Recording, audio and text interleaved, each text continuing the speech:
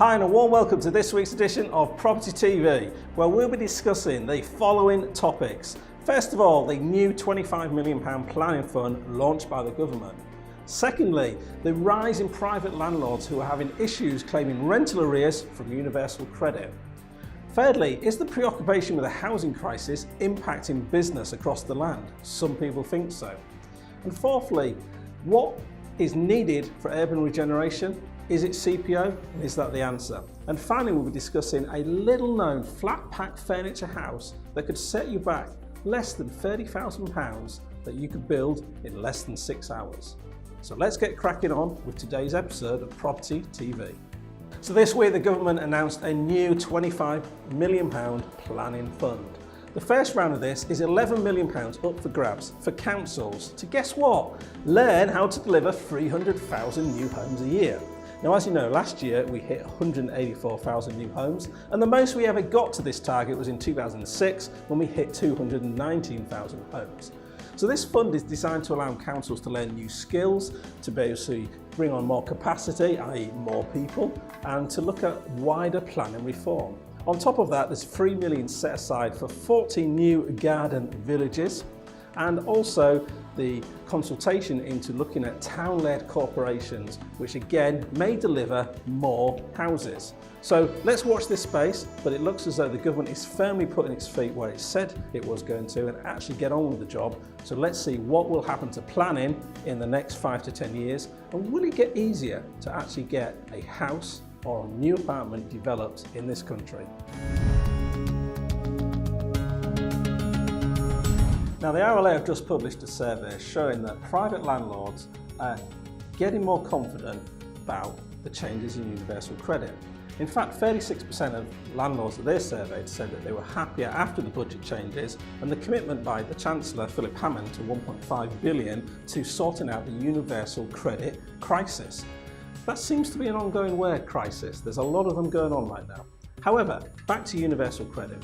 So as you'll be aware, measures have come in so that people are going to get their payments a lot quicker. They're not going to have to wait so long. They're also going to have extended repayment terms if they're getting rent paid in advance. And if there's a switch from housing benefit to universal credit, they'll still continue payments throughout that term. However, 76% of landlords are still worried, according to the RLA, about what happens to those rental arrears when tenants move out of their properties.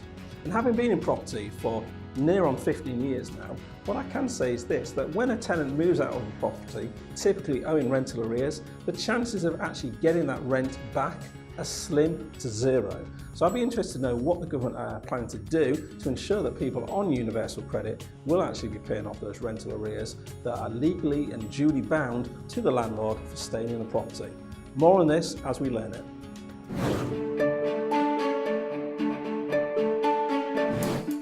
So a recent report from the British Chamber of Commerce has indicated that most businesses are finding it harder to get planning than before the National Planning Policy Framework came out.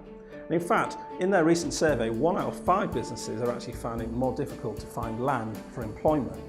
Now, what does this mean? Effectively, with the government's focus on providing houses for everybody, it means that employers who provide the jobs for people to be able to pay for those houses have been somewhat unfairly penalised. And I can talk to this from actual anecdotal evidence. Living in a small town just on the outskirts of Northampton, I've seen that the largest out-of-town retail development has recently started and has already created over 1,000 jobs. However, it took 25 years to gain planning permission for that. Whereas at the same time, in that same very small town of about 24,000 people, there's been around 11,000 new homes built over the last decade. So what does that tell you? It tells you that there is something wrong with planning. Planning does need a reform, and that overall the planning framework doesn't appear to be working. So I'm right on side with the Chamber of Commerce on this, and I think that there is more that needs doing here, and I look forward to seeing how the new £25 million planning fund will help to unlock some of that planning potential and allow businesses to build where they need to build and provide more jobs and infrastructure to the local economy.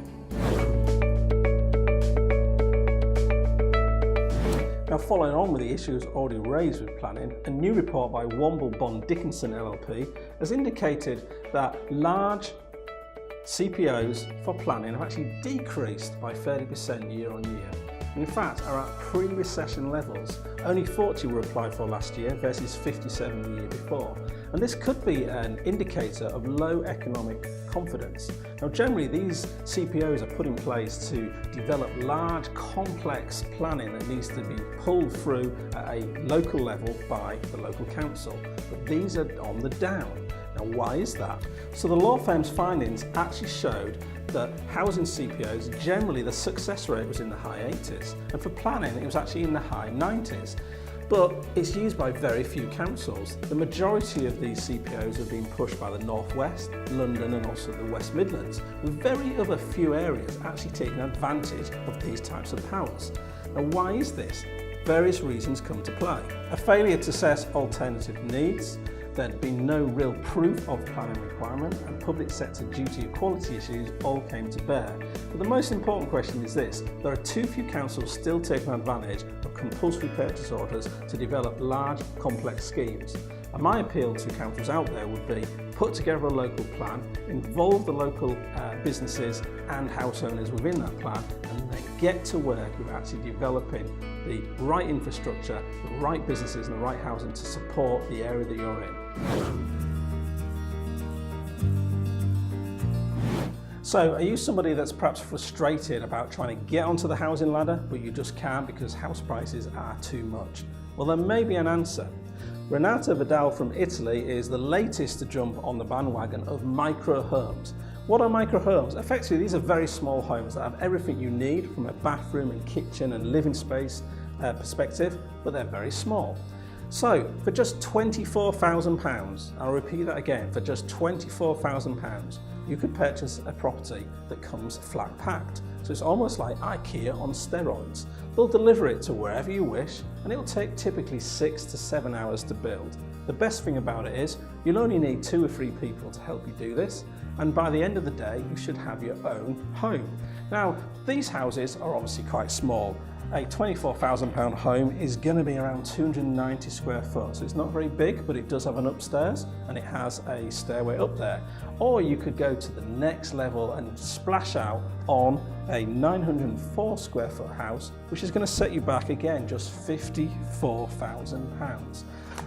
Great thing about these houses is, if you get fed up of the view, you can dismantle it, put it on a lorry and take it away and go and live somewhere else.